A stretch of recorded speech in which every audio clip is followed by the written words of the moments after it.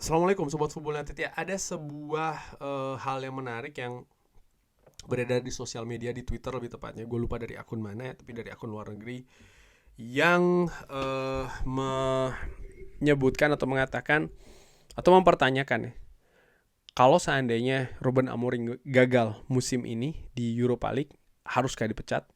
Haruskah diakhiri? Um,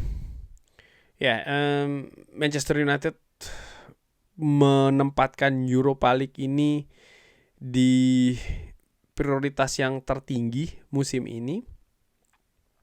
Dan apakah kalau seandainya hal tersebut tidak bisa diraih musim ini, maka dari Transfer News Live ya, by the way, ini adalah akun Twitternya.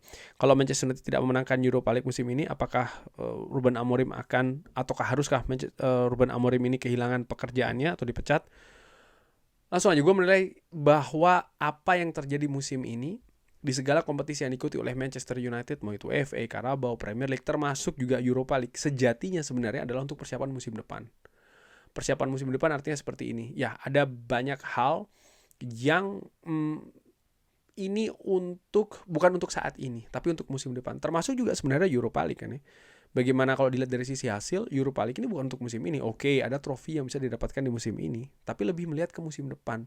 Bagaimana dengan memenangkan Europa League, maka akan ada tiket Liga Champions, akan ada situasi finansial dan lain-lain ya. Proses rekrutmen misalnya, daya tarik untuk di pasar transfer pemain ya, untuk memikat pemain misalnya sebagai bahan negosiasi dan lain-lain. Ini kan juga merupakan bagian besar dari musim depan. Tapi bukan hanya terkait dengan hasil.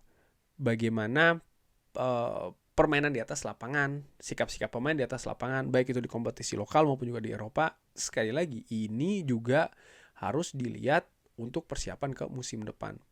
Nah, gua kalau membandingkan dari apa yang Manchester United dapatkan di segala kompetisi, baik itu di Eropa maupun juga di kompetisi lokal, semenjak Ruben Amorim hadir di Manchester United di bulan November ya, baik itu dari hasil maupun juga dari proses permainan Manchester United, gue melihat sebenarnya ada perkembangan, dan perkembangan ini cukup pesat menurut gue. Sekali lagi, yang gue jadikan tolak ukur adalah Manchester United sendiri, bukan Manchester United dengan tim lain, tidak apple to apple. Tapi bagaimana perjalanan Manchester United dilihat di bulan November, di bulan Desember, dari bagaimana mereka bermain ya, dan lain-lain, termasuk juga hasil. Menurut gue ada peningkatan. Mungkin masih belum yang diharapkan oleh banyak fans, mungkin ya, karena mungkin fans langsung ingin berharap bahwa oke, Manchester United bisa begini dan begitu, bisa lebih konsisten menang, bisa lebih konsisten dalam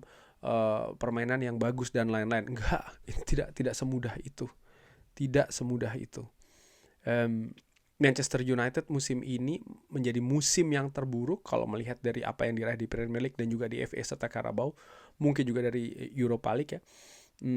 Gua melihat mau Manchester United menang ataupun tidak di Europa League, musim ini adalah tetap musim yang terburuk.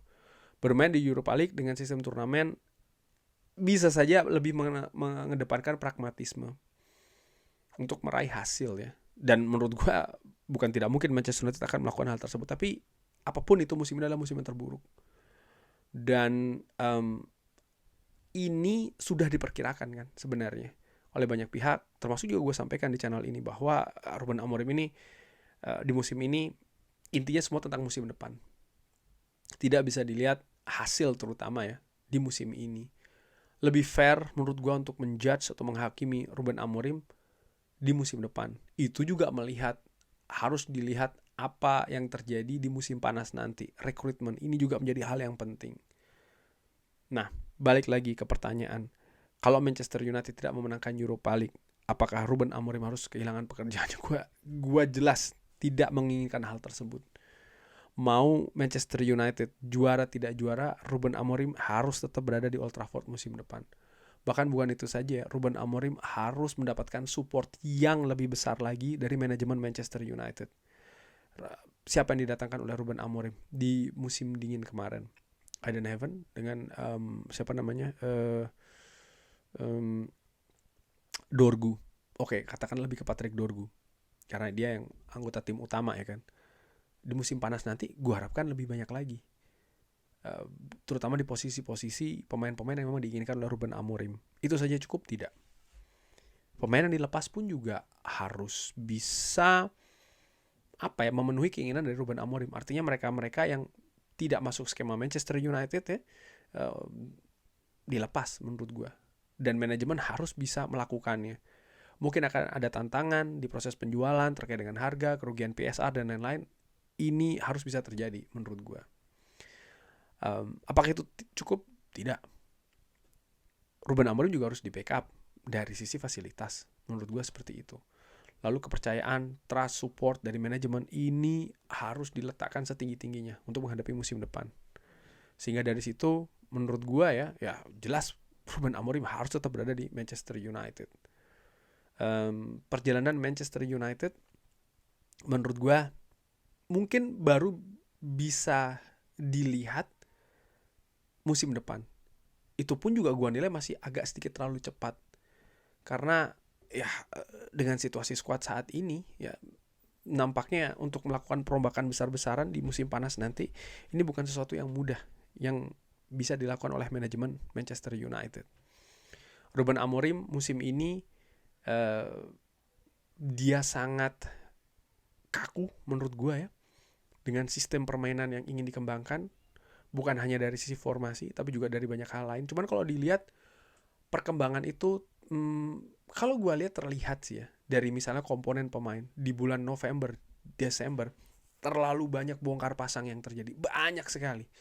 Tapi memasuki bulan Februari dan juga Maret, pola paling tidak dari posisi-posisi pemain ya di starting 11 ini semakin terlihat.